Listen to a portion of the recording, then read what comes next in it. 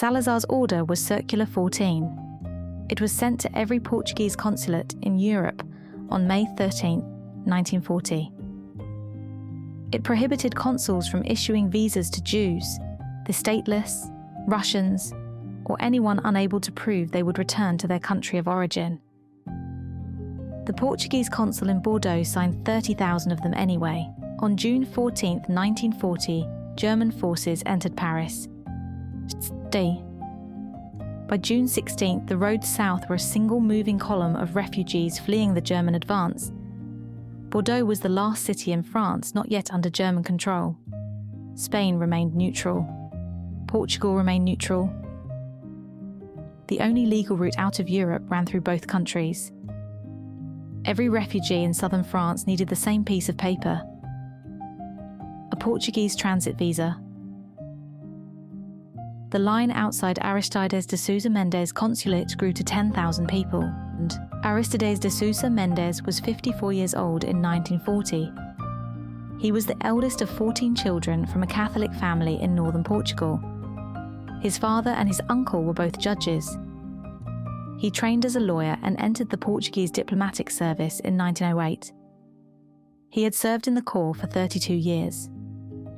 He had been posted to Zanzibar, Sao Paulo, Antwerp, San Francisco, Vigo, and a dozen smaller cities across 3 decades.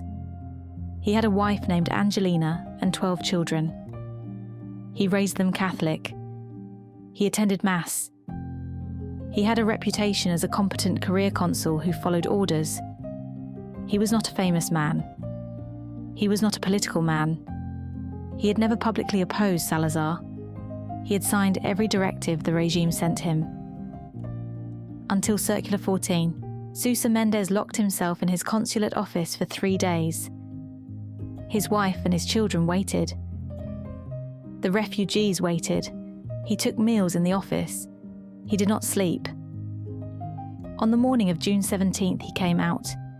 He walked to where his staff was gathered. He said, "From now on, I'm giving everyone visas. There will be no nationality, race, or religion." He sat down at his desk and began signing. He signed for 12 days. He signed at his desk. He signed in the consulate hallway. He signed on the hood of his car when he had to leave the building. His wife signed. His sons signed. The consular seal broke from overuse. He signed by hand instead. When Spanish border guards began turning refugees back at Hendaye, he drove to the border himself and stood in the road arguing with the guards until they let people pass. He issued an estimated 30,000 visas. He saved approximately 10,000 Jews.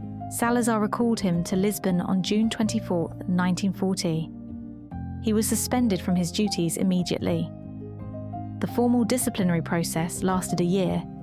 The verdict came in October 1941. He was dismissed from the diplomatic service.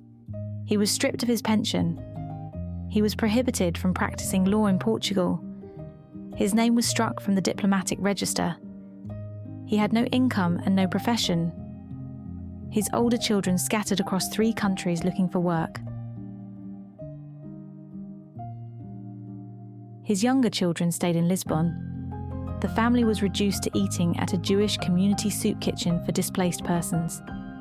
The man who had saved 10,000 Jews was now fed by them. He applied for dozens of jobs over the next decade.